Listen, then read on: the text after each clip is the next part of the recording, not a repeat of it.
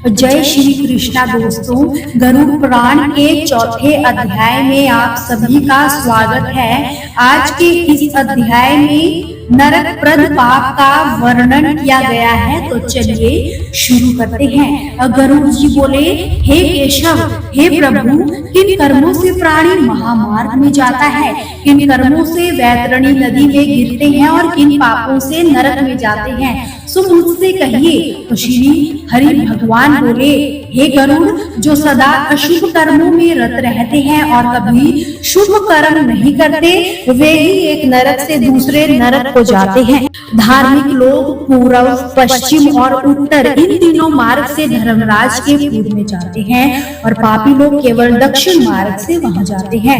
इसी दुखप्रद दक्षिण मार्ग में जो वैतरणी नदी है, उसमें जो पापी है, उनको मैं तुमसे कहता हूँ, ब्राह्मणों को मारने वाले, मदिरा पान वाले, गौ का वध करने वाले, बालक की हत्या करने वाले, स्त्रियों को मारने वाले, गर्भ गिराने वाले तथा छिपा कर पाप करने वाले, वे और गुरु देवता, ब्राह्मण, स्त्री और बालकों के धन को चुराने वाले तथा जो कर्ज लेकर नहीं देते और धरोहर रखकर फिर नहीं देते तथा विश्वासघात करते हैं तथा जो खादान में जहर देकर मारते हैं, इसी प्रकार के जो केवल दोष को ग्रहण करने वाले हैं और गुणों की तारीफ नहीं करने वाले और गुणों से ईर्ष्या करने वाले, नीचों में अनुराग करने वाले, सत्संगी से रहित, तीर्थ सज्जन, अच्छे कर्म और गुरु देवताओं की निंदा करने वाले तथा पुराण, वेद, मीमांसा, न्याय और वेदांत की बुराई करने वाले,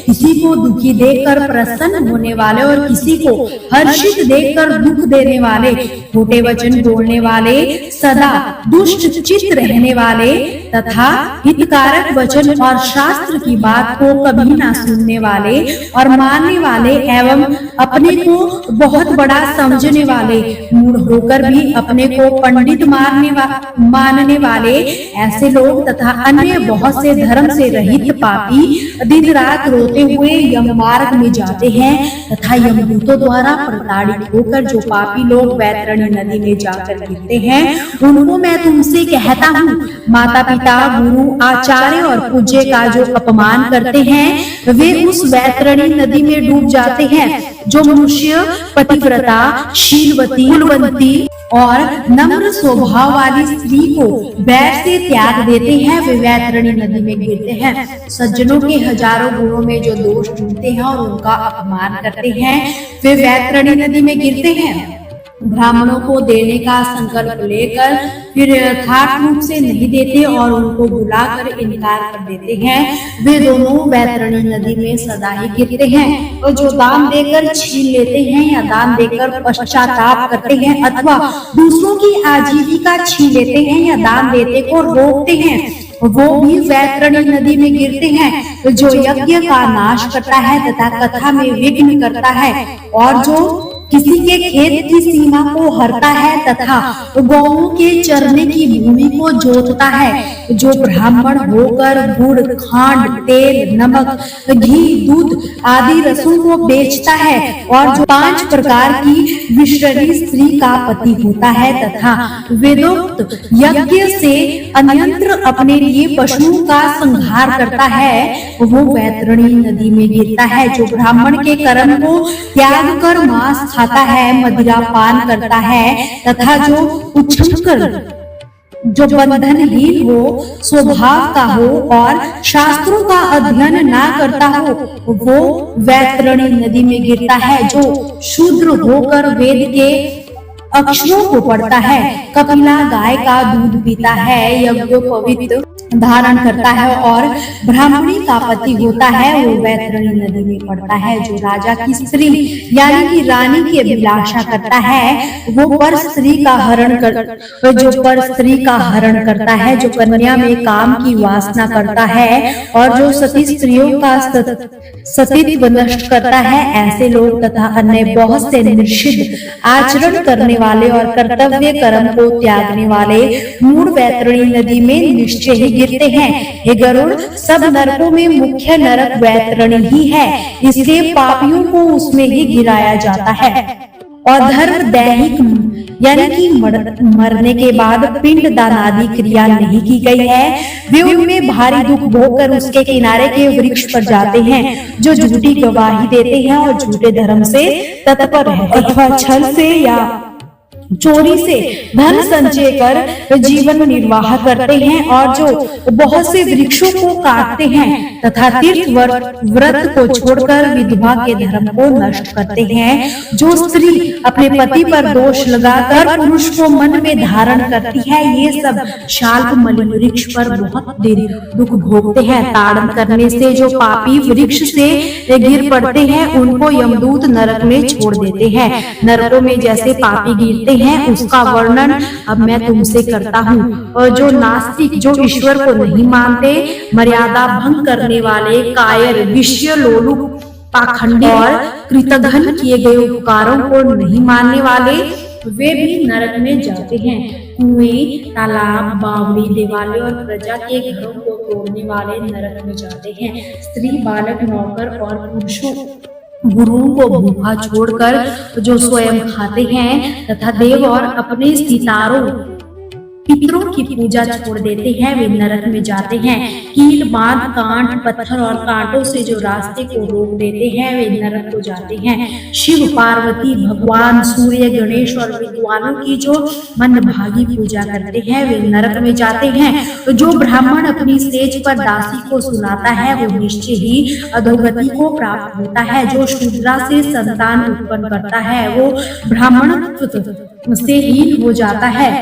वह अधम ब्राह्मण कभी भी नमस्कार करने के योग्य नहीं होता। जो मूढ़ देवताओं की पूजा नहीं करते वे नरक में जाते हैं। ब्राह्मणों के कलह और गौओं के युद्ध में जो प्रीति करते हैं और उनको युद्ध से नहीं बचाते अपितु उनकी प्रशंसा करते हैं वे नरक में जाते हैं। जिन स्त्रियों की पति के सेवा अन्य शरण नहीं है, ऋतुकाल में उन स्त्रियों से जो बैर से विहार नहीं करते वे नरक में जाते हैं। जो काम से अंधे पुरुष रजस्वला स्त्री से संगम करके तथा पर्व में, जल में, दिन में, रात में, श्राद्ध के दिन संगम करते हैं वे नरक को जाते हैं। जो शरीर के मन मूत्र को अग्नि, जल, बगीचे या गोष्ठ यानी कि गौओं के स्थान में छोड़ते हैं वे नरक को जाते हैं। हथियार, बाण और धनुष को बनाने वाले और बेचने वाले, वैश्य और केश बेचने वाले, स्त्री तथा जहर बेचने वाले, ये सभी नरक में जाते हैं। और जो सज्जनों से बैर रखते हैं वे सब नरक को जाते हैं। जो अनाथ पर दया नहीं करते और सज्जनों से बैर रखते हैं तथा बिना अपराध के जो कमजोर जनों को दंडित करते हैं वे भी नरक को जाते हैं। आस लेकर आए हुए ब्राह्मण और अतिथियों को रसोई तैयार कर होने पर भी जो भोजन नहीं कराते वे सभी जीवों पर दया नहीं करते और सब प्राणियों से बैर रखते हैं। जो पहले नियमों को धारण करके फिर इंद्रियों को वश में नहीं रख सकते और उन नियमों को त्याग देते हैं वे नरक में जाते हैं। अध्यात्म विद्या को देने वाले गुरु को और पुराण बांचने वाले को ही नहीं मानते। मित्र से बैर करने वाले, प्रीति का ध्यान करने वाले और आशा भंग करने वाले, ये सभी नरक में जाते हैं। विवाह, देव यातना और तीर्थ में साथ जाने वाले का जो धन हरण होता है वो घोर नरक में आकर पड़ता है, वहां से फिर नहीं लौटता। जो महापापी घर, गांव या वन में आग लगाता है उसको यमदूत अग्निकुंड में डालकर पकाते हैं। अग्नि से जलते शरीर वाला वह पापी जब छांव को चाहना चाहता है तब यमदूत उसे 80 पत्र वन में ले जाते हैं। वहां तलवार की धार से पैने उस वृक्ष के पत्तों से जब उसका शरीर कटता है तब यमदूत कहते हैं कि हे पापी, अब तुम सुख से शीतल छाया में सो। प्यास लगने पर जब वह जल मांगता है तब उसे यमदूत बहुत गर्म तेल पिला देते हैं और कहते हैं कि जल पियो और अन्न खाओ। फिर उस गर्म तेल को पीते ही उनकी आंतें जल जाती हैं और वो गिर पड़ते हैं। फिर किसी प्रकार उठकर अनाथों की तरह रोते हैं और विवशता से दीर्घ श्वास लेते हैं पर बोल नहीं सकते।